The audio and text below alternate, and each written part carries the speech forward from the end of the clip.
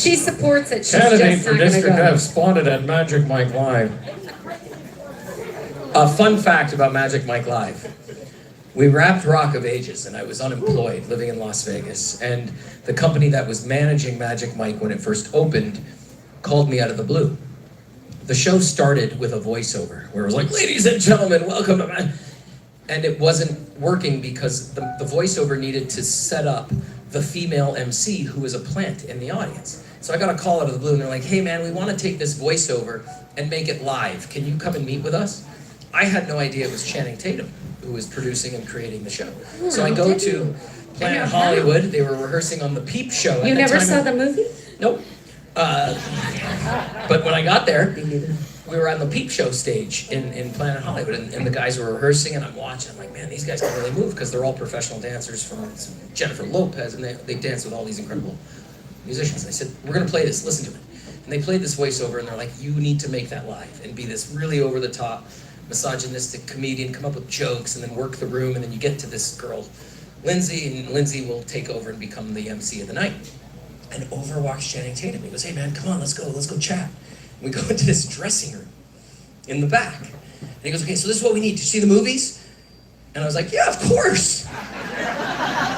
Let's go. And he goes, all right, so listen, I need you to come out at the top of the show. We're gonna pretend like you're the actual MC. We're gonna dress you in affliction jeans and chains and put makeup on and a lot of shit in your hair and lots of fake jewelry. Yeah, it was Gabe.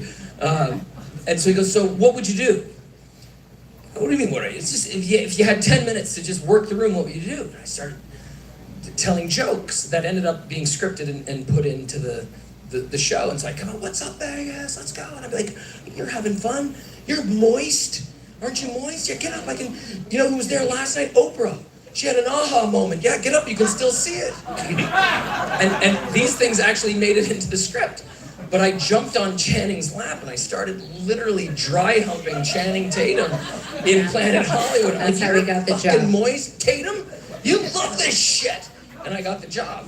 And so that's how we got it. I ended up opening for Magic Mike for about 2 years. I did this job. And what was awesome, I said, I'll do the job, but I'm not staying until the end of the show and taking a fucking curtain call. I'm doing 10 minutes, doing the comedy, and I'm out. So they did a cardboard cutout of me. So at curtain call, the guys would come out and put me there with this cardboard cutout.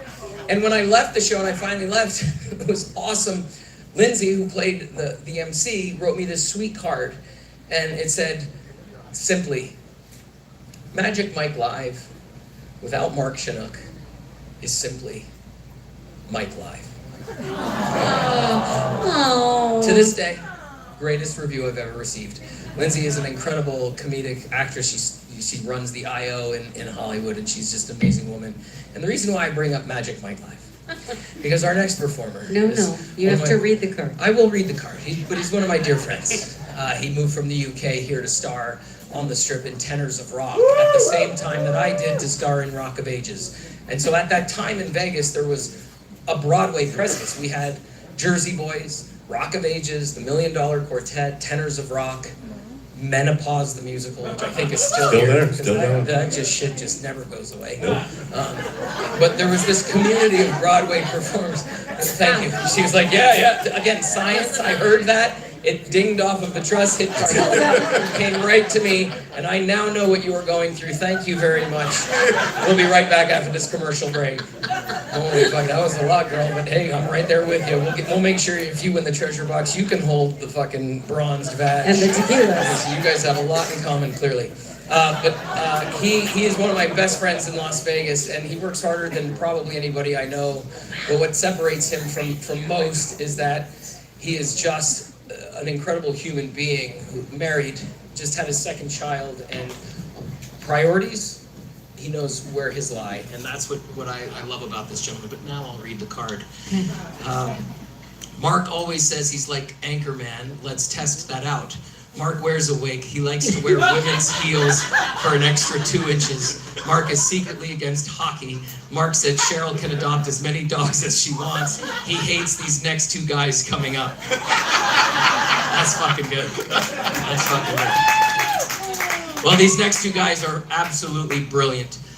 Chris Cicchino was our lead guitar player in Rock of Ages and has played with so many bands across the nation and has recently started taking over Ivan Kane's 40 Deuce with an incredible show inside Mandalay Bay, burlesque, rock and roll, and Chris Cicchino.